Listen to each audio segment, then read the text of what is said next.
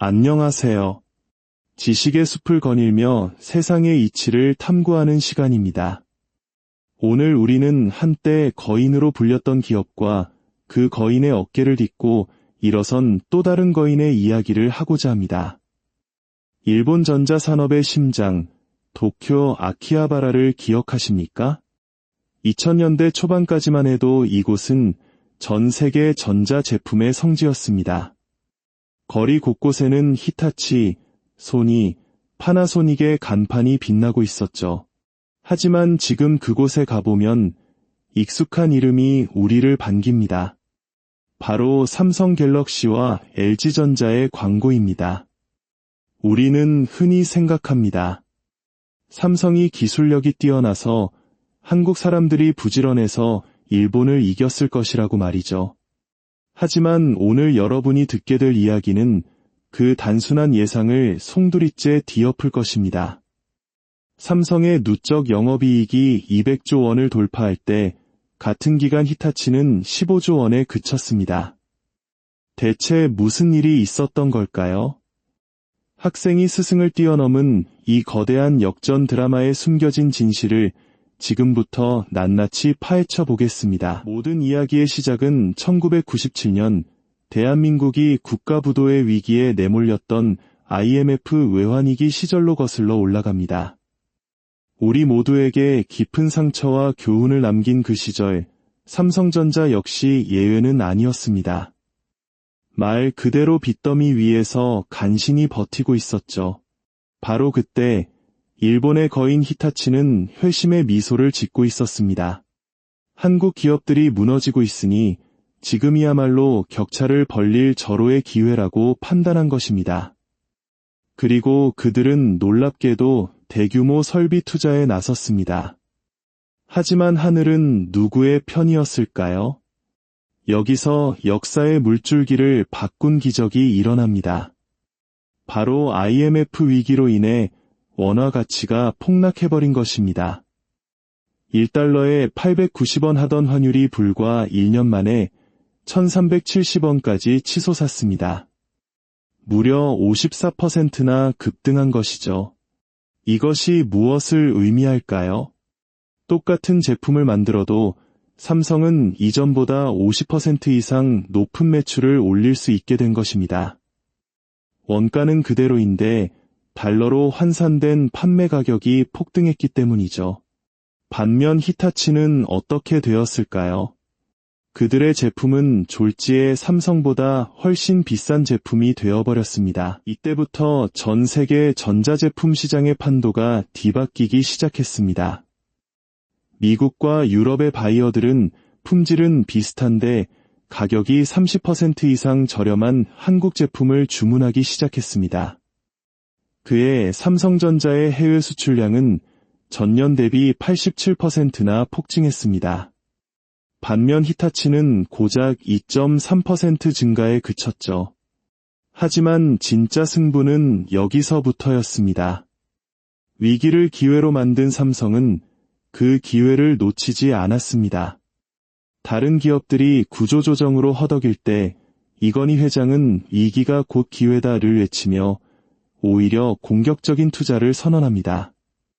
1998년 삼성전자는 메모리 반도체에만 무려 3조 원을 투자합니다. 당시 삼성의 연간 순이익이 5천억 원 수준이었으니 앞으로 6년간 벌어들일 이익을 전부 끌어모아 한 곳에 쏟아부은 그야말로 목숨을 건 도박이었습니다. 그리고 그 도박은 대성공을 거두었습니다. 1999년부터 전 세계적으로 인터넷이 보급되며 IT 산업이 폭발적으로 성장했고 개인용 컴퓨터 수요가 급증하면서 메모리 반도체는 없어서 못 파는 지경에 이르렀습니다. 이미 대규모 설비를 갖춘 삼성은 늘어나는 수요를 독식하며 시장의 절대 강자로 떠올랐습니다. 1999년 삼성전자 메모리 반도체 부문의 매출은 전년 대비 130% 성장했고 영업이익률은 무려 37%를 기록했습니다. 반면 히타치는 어땠을까요? 일본 경제의 장기 침체를 이유로 오히려 투자를 줄였습니다.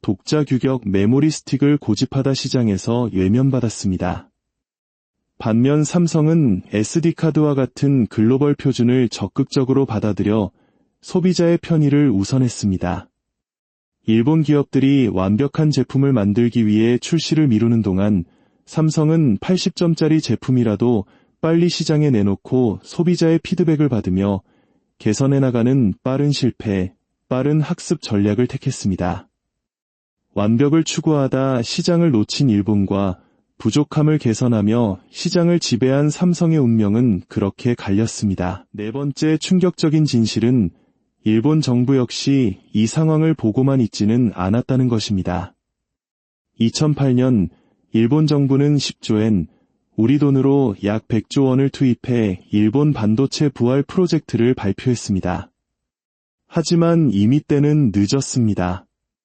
10조 엔이라는 막대한 예산은 삼성전자 한 회사의 연간 연구개발비와 비슷한 수준이었고 정부 주도 프로젝트의 느린 속도는 급변하는 시장을 따라잡을 수 없었습니다. 그 사이 삼성은 세계 최초로 3차원 낸드 플래시 메모리라는 혁명적인 기술을 개발하며 기술 격차를 더욱 벌려나갔습니다. 결국 2020년 히타치는 반도체 사업 포기를 선언합니다. 70년 역사의 자존심이 무너지는 순간이었습니다. 그리고 여기서 마지막, 가장 충격적인 이야기가 펼쳐집니다. 히타치가 철수하는 반도체 사업의 기술과 인력을 누가 인수했을까요? 바로 삼성전자였습니다. 삼성은 히타치의 반도체 특허 2,300건과 핵심 인력 400명을 모두 흡수했습니다. 말 그대로 히타치를 통째로 삼켜버린 것입니다. 이 소식이 전해지자 일본 전체가 발칵 뒤집혔습니다. 아사히 신문은 진주만 공습 이후 최대의 충격이라고 표현할 정도였습니다. 한때 배우고 따라잡아야 할 대상이었던 삼성에게 모든 것을 내준 일본의 심정은 처참했습니다. 더욱 놀라운 것은 히타치의 우수한 엔지니어들이 2010년대부터 삼성으로 넘어오기 시작했다는 사실입니다. 2배가 넘는 연봉과 최첨단 연구 환경은 그들에게 거부할 수 없는 제안이었습니다. 핵심 인재와 기술이 모두 삼성으로 넘어가면서 승패는 완벽하게 결정되었습니다. 하지만 우리가 이야기에서 놓치지 말아야 할 점이 있습니다. 삼성의 성공이 영원히 보장된 것은 아니라는 사실입니다. 지금 중국의 화웨이, 샤오미 같은 기업들이 과거의 삼성처럼 공격적으로 우리를 추격하고 있습니다. 중국 정부는 반도체 굴기를 위해 우리 돈으로 2,000조 원이라는 천문학적인 돈을 쏟아붓고 있습니다. 만약 삼성이 과거의 히타치처럼 현재의 성공에 안주한다면 똑같은 역사가 반복되지 않으리란 법은 없습니다. 기업의 성공과 실패는 결국 변화에 대한 대응력으로 결정됩니다. 히타치는 변화를 거부했고 삼성은 변화에 적응했습니다. 지금 이 순간에도 인공지능, 메타버스, 자율주행 같은 새로운 기술들이 세상을 바꾸고 있습니다. 이 이야기는 단순히 한 기업의 성공 스토리가 아닙니다. 변화의 시대를 살아가는 우리 모두에게 던지는 그런 엄한 교훈입니다. 개인이든 기업이든 과거의 성공에 안주하지 말고 항상 새로운 것에 도전해야 합니다. 여러분은 여러분의 삶에서 히타치가 될 것입니까? 삼성이 될 것입니까? 과거에 머무를 것입니까? 미래를 향해 나아갈 것입니까? 선택은 여러분의 몫입니다. 오늘 이 이야기가 여러분께 작은 영감이라도 주었다면 구독과 좋아요를 통해 지혜를 나누는 이 여정에 동참해 주십시오. 여러분의 클릭 한 번이 더 나은 콘텐츠를 만드는 소중한 힘이 되며 여러분의 삶에도 긍정적인 변화의 씨앗이 되기를 기원합니다. 마지막으로 이건희 회장이 남긴 말을 되새기며 이야기를 마무리하겠습니다. 변하지 않으면 죽는다. 변화만이 살 길이다. 히타치는 변하지 않아서 무너졌고 삼성은 변해서 살아남았습니다. 기억하십시오. 변화는 선택이 아니라 필수입니다. 변화를 두려워하지 마십시오. 변화는 위험인 동시에 준비된 자에게는 일생일대의 기회입니다. 오늘 이 영상을 보고 계신 여러분은 이미 변화에 대한 준비를 시작하신 분들입니다. 세상의 흐름에 관심을 갖고 새로운 정보를 받아들이고 있기 때문입니다. 그것이 바로 히타치와 삼성을 가른 결정적인 차이의 시작점이었습니다. 여러분 각자가 자신의 영역에서 새로운 역사를 쓰는 삼성전자가 되시길, 그리고 결코 히타치의 전철을 밟지 않으시길 진심으로 응원합니다. 미래는 준비하는 자의 것입니다. 감사합니다.